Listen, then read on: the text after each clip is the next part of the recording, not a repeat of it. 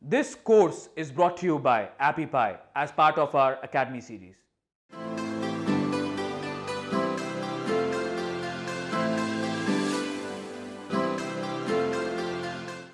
Now I want to show you the inside of my SocialOomph account to see how this social automation works.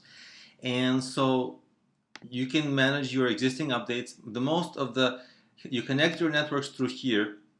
I'll show you that in a second, but first I want to show you, because my networks are already connected, I want to show you about the posting. And this is the main posting area, and you can see all the options. So I can manage existing queues, and as you can see, I've set up a queue that independently goes on Facebook, and you can see if I click edit that it posts to my, here you see the highlighted thing, it posts to my Facebook group, and it also posts to my Facebook page, and it could have also posted to my Facebook fan page or anything else, or my personal account, but I didn't want to connect my personal account.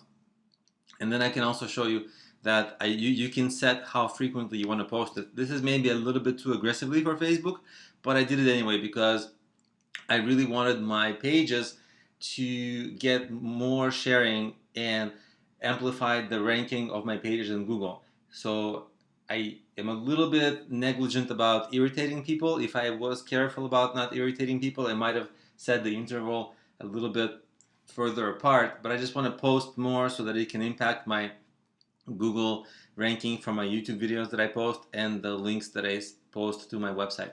So that's my reasoning behind that. And you can see that I did it for my Twitter. This is my Twitter. Again, I connected 2 accounts. Well, actually just 1 account, sorry. I connected 1 account, but I could have connected 2. You can see that on Twitter. And I did the same thing for my Facebook queue and Pinterest. And I preloaded the tweets once, and as you can see, they have 222 updates in them. And that means I have 222 queued up tweets. And I copied them through to post on my Twitter, Facebook, LinkedIn, and Pinterest.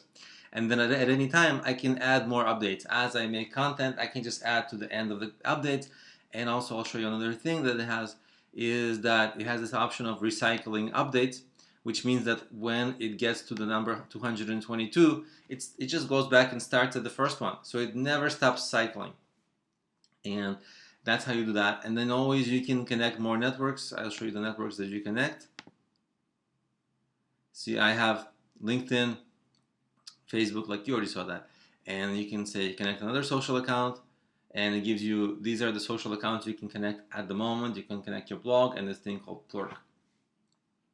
By the way, one pro tip I'm considering is, because this does not allow me to connect to Google+, but one of the other social media automation tools did, I'm going to probably use that free account to supplement this account that is paid, and I'm just going to use that other free account to post on Google+. That way I'll have all the big social networks covered. And so this is essentially it. Whenever you have something new, you just add it to the back of the queue, and it just keeps on cycling and cycling. You can see that I'm using a lot of hashtags in all of these. And all of them have like a unique hashtag that I'm trying to rank for with my tweets. See that?